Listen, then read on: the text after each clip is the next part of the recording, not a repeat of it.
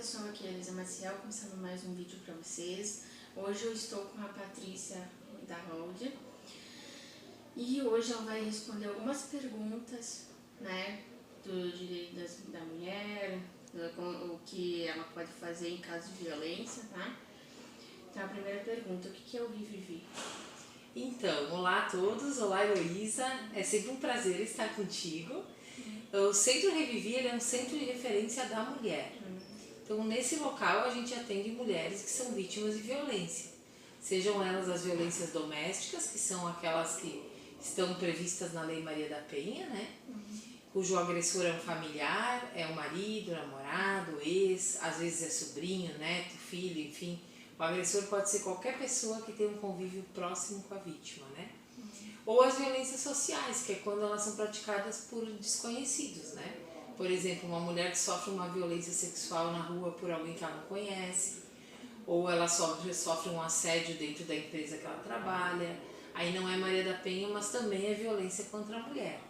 Então, no Centro Revivi, nós temos psicólogos, assistente social e orientação jurídica para poder fazer com que essa mulher procure a ajuda que ela necessita, tanto com a gente, que ela vai ser acompanhada para se fortalecer e sair desse ciclo da violência, como também ela vai ser orientada a procurar a delegacia de polícia, procurar a defensoria pública para buscar os direitos dela, enfim. A gente faz todo esse trabalho, tá? No estado inteiro existem centros de referência da mulher e o nosso é um dos mais antigos. E a mulher precisa morar com o agressor para que seja aplicada a lei da Maria da Penha? Não, a mulher não precisa necessariamente morar com o agressor, tá? A Lei Maria da Penha, ela se enquadra para agressores, como eu disse, que têm um convívio próximo com ela, geralmente familiares, mas eles não precisam coabitar no mesmo local, tá? Então, por exemplo, pode ser um marido, pode ser um namorado, pode ser ex, pode ser o sogro, tio, tia, pode ser mulher também, pode ser relação afetiva também, casal de mulheres pode acontecer também a violência, tá? Então, qualquer uma dessas pessoas pode ser um sobrinho, primo, tio, tia, mãe, pai, padrasto, pode se tornar um agressor de Maria da Penha. Então, não precisa necessariamente morar na mesma casa. E a mulher é obrigada a permanecer casada ainda que o companheiro não concorde com a separação? Não, a mulher nunca é obrigada a fazer o que ela não quer, né? Ela pode, se não tem violência, ela pode tentar conversar para buscar essa separação de uma forma amigável, né? Se ela não consegue de uma forma amigável, se existe violência, ela precisa fazer registro na delegacia da mulher, né? Ou na de pronto atendimento, e ela pode procurar a defensoria pública. Caso ela não possa pagar um advogado particular, ela vai na defensoria pública, que é onde tem defensores gratuitos, e lá ela vai poder solicitar então uma abertura de processo de separação. Então ele mesmo contra a vontade dele, né, ele não pode obrigar uma pessoa a ficar casada com ele. Então ela vai buscar através da justiça o direito dela de se separar, seja de forma amigável ou litigiosa. E quais são os principais tipos de medidas protetivas contra um agressor? Então, as medidas protetivas contra o agressor normalmente são de distância, de contato e de afastamento. Eu vou explicar cada uma. A medida de afastamento é quando eles moram juntos, tá? Então o juiz vai determinar que esse agressor saia da casa. Ele não pode mais ficar na casa, tá? A de distância é aquela onde o juiz determina uma distância que ele não pode se aproximar da vítima. Então, às vezes eles colocam 200 metros, 100 metros. Então, é no caso de não morarem juntos, por exemplo. É um ex-namorado, ele não pode se aproximar dela naquela distância, tá? Se ele se aproximar dela a menos do que essa distância permitida, ela pode ligar para o 190, que é a brigada militar, e encontrando ele lá no local, ele pode ser preso em flagrante, tá? De distância é essa. Então, por exemplo, é importante falar também, ele não pode nem frequentar ali a casa dela, a rua dela, porque tem essa distância, e nem os locais que ele sabe que ela frequenta. Por exemplo, ele sabe que ela trabalha na empresa X, ele não pode ficar rondando essa empresa. Ele sabe que ela vai estar numa festa sábado de noite, ele não deve ir nessa festa também. né? Porque ela vai chamar a polícia e ele pode ser preso em flagrante. Mas é importante dizer que se eles estiverem no mesmo local e ela chegou antes, ele tem que sair. Mas vamos supor que eles estão numa festa e ele chegou antes na festa e ela entra e vê que ele está lá, daí ela tem que sair, para evitar problemas, né? E tem também a medida de contato que a gente chama. Que qual é? Ele não pode, o agressor, entrar em contato com ela nem por telefone, nem por aplicativo de WhatsApp, nem SMS, nem redes sociais, nada. Ele não pode conversar com ela. Tá? E no caso deles terem filhos, por exemplo, se ele quiser visitar os filhos, ele vai ter que pedir para que uma terceira pessoa entre em contato com ela para buscar as crianças, porque eles não podem conversar. Então essas medidas o juiz determina que ele cumpra, né? Mas é importante dizer que a mulher tem que cumprir também. Ela também não pode se aproximar dele. E quem pode ser enquadrado como sujeito ativo em uma violência doméstica? Isso é o que eu falei antes, né? O agressor da violência doméstica, ele pode ser qualquer pessoa de convívio próximo com a vítima, principalmente os familiares. Então não precisa ser só marido, namorado ou ex, tá? Pode ser desde pai, padrasto, mãe, tia, tio, sobrinho, primo, todo esse quadro familiar que a gente conhece, né? Pode ser qualquer uma dessas pessoas. Por exemplo, se tu tiver um agressor de violência doméstica, pode ser tua tia, tua irmã, tua mãe, teu pai, teu irmão, né? Teu primo, sobrinho. Não precisa ser só alguém que tem uma relação contigo conjugal. E quando a mulher é vítima de violência doméstica em família, ela tem que procurar imediatamente a delegacia de polícia?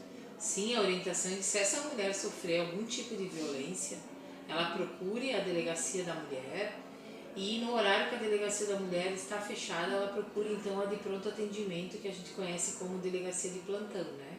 Mas é importante que ela procure ajuda, porque essa violência ela pode começar aos poucos e ela vai piorando e pode chegar até um feminicídio. Então a ideia é que ela sempre procure ajuda. Se ela ainda não tem forças para ir até a delegacia, se ela tem medo, porque é muito normal que o agressor diga assim: se tu procurar a polícia eu te mato. Isso é bem normal, a gente sempre ouve. Então se ela acontecer de ouvir isso e ficar com medo de ir na polícia, nem que ela procure a gente para dar uma primeira orientação. Se ela quiser, a gente acompanha ela até a delegacia, né?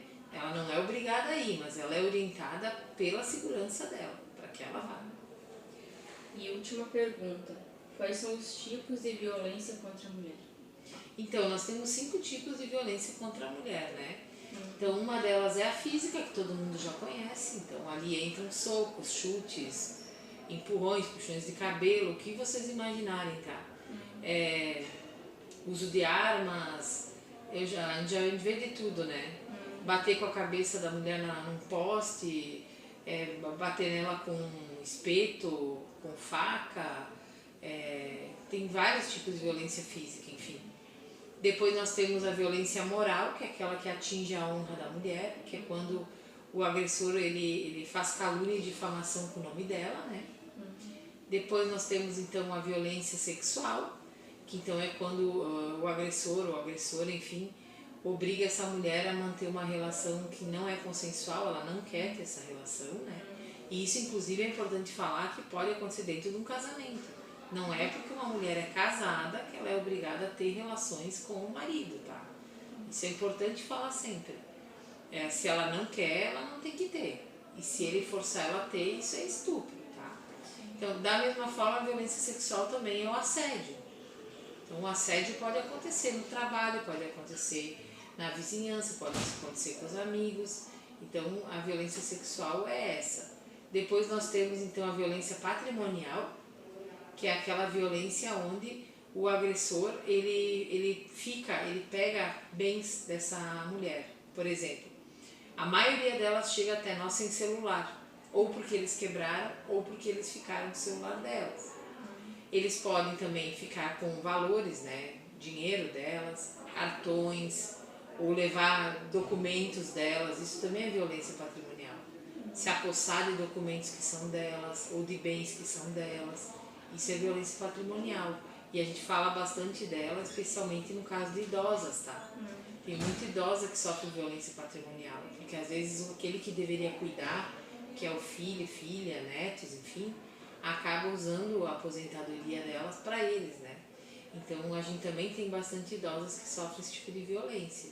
E por último, eu deixei a mais importante, que é a violência psicológica. Porque tem muita gente que pensa que a violência psicológica é uma coisa boba, mas não é, ela é uma das mais graves. E ela está presente em todas as outras violências. Por exemplo, uma mulher que é agredida fisicamente, ela antes disso vai ser xingada, vai ser ofendida, vai ser ameaçada. Então ela vai sofrer essa violência psicológica. E o abalo emocional que causa para essa mulher é enorme. Tem mulheres que às vezes ouvem uma vida inteira do marido que elas não servem para nada, que elas são um lixo, que elas não prestam, que se elas se separarem, elas não vão, ninguém vai querer elas, que ninguém gosta delas. E elas ouvem tanto isso que elas acabam acreditando. E elas esquecem do amor próprio, elas perdem a autoestima. E por isso elas precisam de um acompanhamento psicológico que a gente oferece no Revivi, né? E assistencial, para que elas se reencontrem, para que elas vejam o valor que elas têm e como elas podem recomeçar sem eles, saindo desse ciclo da violência, né? E é importante falar também que a violência psicológica já faz 2 anos que entrou no Código Penal. Então agora a violência psicológica ela dá cadeia, ela pode dar de 6 meses a 2 anos. Então é bom para os homens saberem, né? Que xingar a mulher não pode xingar, nunca pôde, mas agora é crime. Pois é. Tá? Foi um prazer trazer você aqui no canal. Tá, Patrícia? Foi uma honra, um prazer. Nós que agradecemos, Heloísa. Todo assunto que é importante para a comunidade, tu tendo esse espaço para te poder divulgar, é muito importante e tu tá fazendo um trabalho social também, porque tu tá levando informações para a comunidade, isso é muito importante. Parabéns pelo teu trabalho e a gente fica sempre à disposição. Obrigada de novo. Tá bom. E esse foi o vídeo de hoje, pessoal. Espero que vocês tenham gostado. Comentem embaixo se vocês querem que traga a Patrícia de novo para esclarecer mais algumas coisas, tá? Então, deixa o like, compartilhe o vídeo com mais pessoas e é isso. Até o próximo vídeo. Sim. Ou para lá, ou para os dois.